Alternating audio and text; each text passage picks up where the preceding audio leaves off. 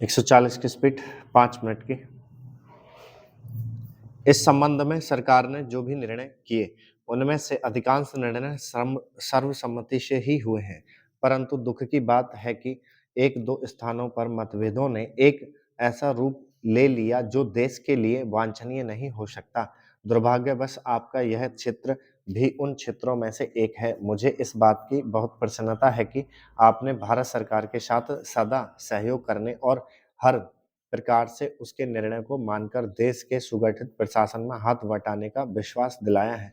जब किसी देश के सामने बड़े-बड़े प्रश्न उपस्थित होते हैं, तो उनमें से कुछ बातों पर मतभेद हो जाना स्वाभाविक ही है। इस युग में जब हम सब काम जनता की सम्मति से करना चाहते हैं और हमारी सरकार भी जनता की बनाई हुई है, तब यदि कहीं मतभेद हो जाए तो उसमें उतावलापन करने की कोई गुंजाइश नहीं रहती, क्योंकि विरोध प्रदर्शन करने के लिए आपके पास पर्याप्त समय है। परंतु एक चीज जो हम सबको भली भांति जान लेनी चाहिए और जिसके संबंध में किसी प्रकार के मतभेद की गुंजाइश नहीं होनी चाहिए, वह यह है कि चाहे हमारे मतभेद कितने ही अधिक क्यों न हो, उनको सुलझाने का एक ही उपाय है और वह उपाय यह है कि इस संबंध में निर्णय आपस में बातचीत करके तथा एक दूसरे को समझा बुझाकर किए जाएं, डंडों और पत्थरों से नहीं। हमने अंग्रेजों के विरुद्ध भी जिन्होंने इस देश को 200 वर्षों तक अपने अधीन रखा, डंडे और पत्थर उठाना गलत समझा और नहीं उठाया। महोदय, तो क्या आपस के छोटे मोटे झगड़ों के लिए हम डंडे और पत्थरों का उपयोग करेंगे? एक दूसरे की भावना, उनकी प्रसन्नता और उनके विचारों का ध्यान नहीं रखेंगे?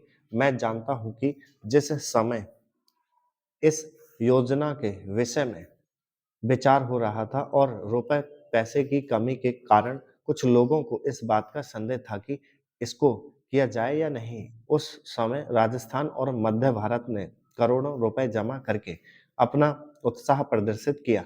इससे लोगों में केवल उत्साह को ही प्रोत्साहन प्राप्त नहीं हुआ, बल्कि उसमें सहयोग की भावना का भी विकास हुआ, क्योंकि इतना बड़ा काम यदि ऐसी भावना पर नहीं तो और किस भरोसे पर हाथ में लिया जा सकता था।